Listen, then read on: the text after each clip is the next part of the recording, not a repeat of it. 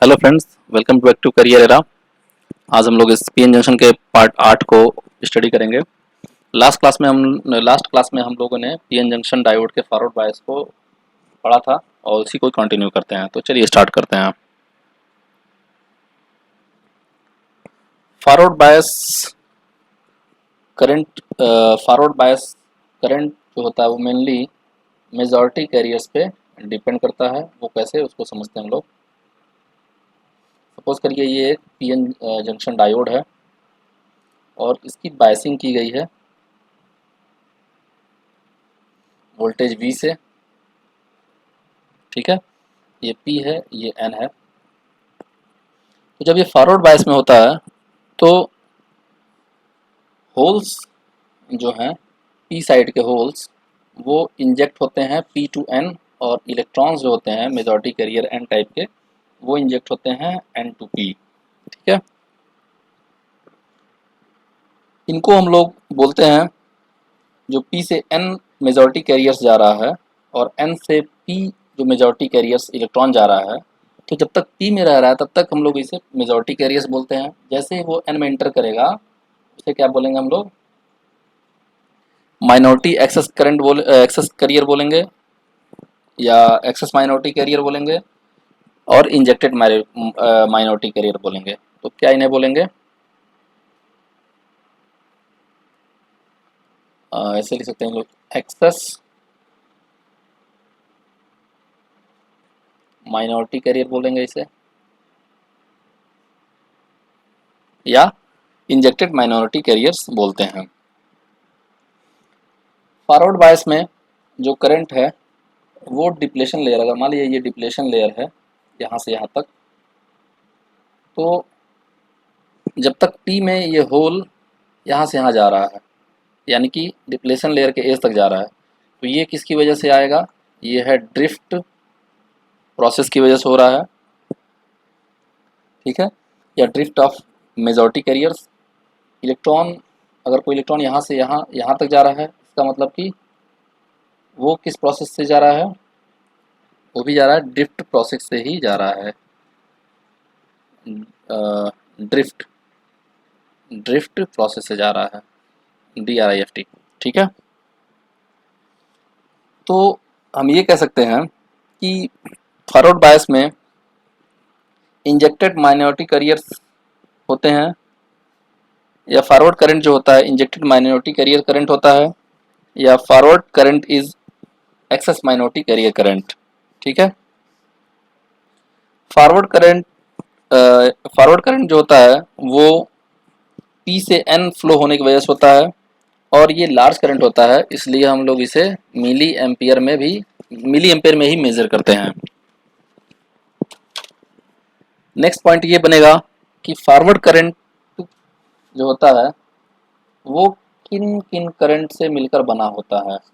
तो forward current जो होता है वो पहला बना होता है ड्रिफ्ट करंट,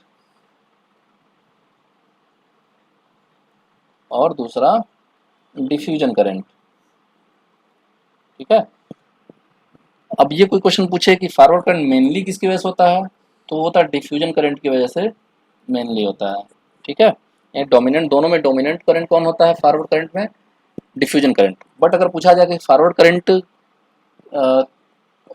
में कौन कौन से करंट पार्टिसिपेट करते हैं, तो ड्रिफ्ट करंट और डिफ्यूजन करंट पार्टिसिपेट करते हैं। नेक्स्ट पॉइंट हम लोग देखेंगे,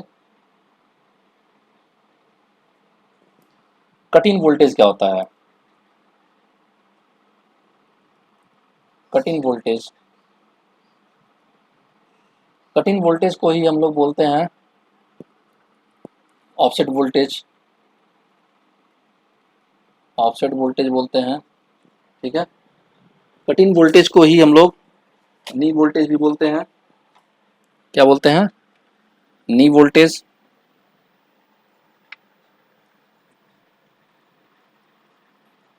नी वोल्टेज कट इन वोल्टेज को ही हम लोग थ्रेशोल्ड वोल्टेज भी बोलते हैं। थ्रेशोल्ड वोल्टेज बोलते हैं। कट इन वोल्टेज को ही हम लोग ब्रेक थ्रू वोल्टेज बोलते हैं। तो इसको डिफाइन कैसे किया जाए?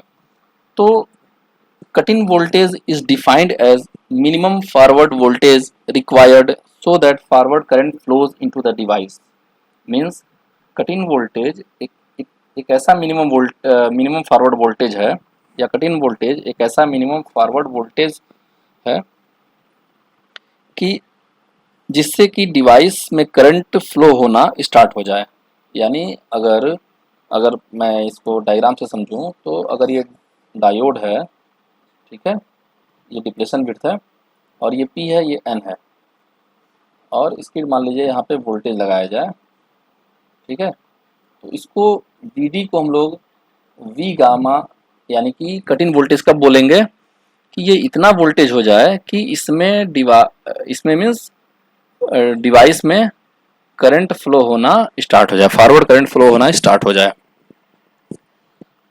तो इससे क्या समझ में आ रहा है, किसी डायोड का अगर वोल्टेज बैरियर वोल्टेज अगर मान लीजिए V0 या समथिंग है, तो कम से कम फॉरवर्ड बायस का वोल्टेज इतना होना चाहिए, कितना होना चाहिए, बिल्ट इन पोटेंशियल या बैरियर पोटेंशियल के बराबर होना चाहिए। अगर ये बैरियर पोटेंशियल से बराबर या उससे ज़्यादा रहेगा तभी इसमें करंट फ्लो हो पाएगा।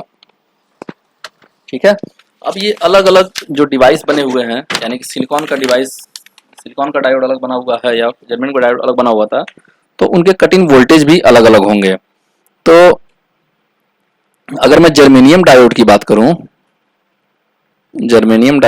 करूं तो इसका वी गामा जो होगा वो 0.1 से 0.5 वोल्ट के बीच होगा। और टिपिकली क्या होगा, टिपिकली मीन्स जो अगर एग्जाम में नहीं दिया हुआ है तो हम लोग कितना वोल्टेज लेंगे, 0.2 वोल्ट लेंगे। इसी तरह सिलिकॉन डायोड अगर दिया हुआ है क्वेश्चन में, ठीक है, तो इसका वी गामा कितना होगा, 0.6 से 0.9 वोल्ट होगा। और टिपिकल वैल्यू क्या होगी इसकी, वो होगी 0.7 वोल्ट इसका वी गामा होगा सिलिकॉन डायोड का। ठीक है, नेक्स्ट पॉइंट क्या है,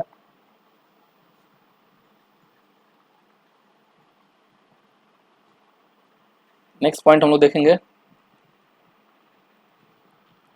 बैरियर वोल्टेज पे क्या इफेक्ट आएगा टेम्परेचर का। तो अगर हम टेम्परेचर इंक्रीज करेंगे तो बैरियर वोल्टेज जो होगा, बैरियर वोल्टेज वो डिक्रीज करेगा। और अगर टेम्परेचर इंक्रीज करते हैं तो वी गामा की वैल्यू क्या होगी, V gamma means cut in voltage की वैल्यू क्या होगी, वो भी डिक्रीज करेगी। कितना डिक्रीज करेगा, अगर सपोज करिए 1 डिग्री सेल्सियस टेम्परेचर हम इंक्रीज करते हैं तो इससे वी गामा पे क्या इफेक्ट आएगा, यानी कट इन वोल्टेज पे क्या इफेक्ट आएगा, V gamma reduces by 2.3 milli volt.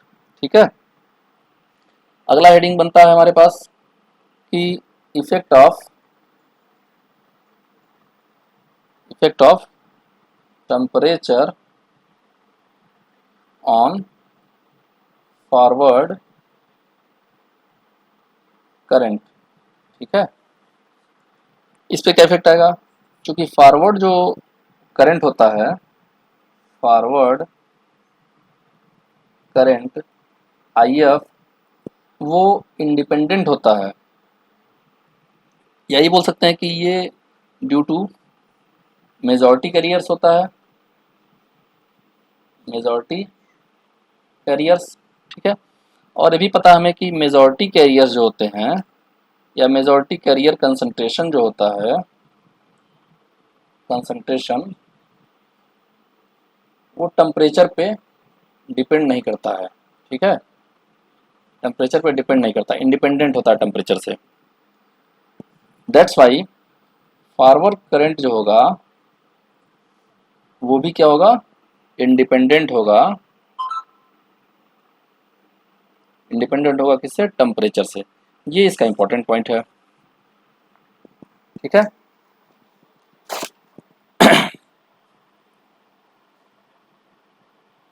अब बाकी नेक्स्ट क्लास को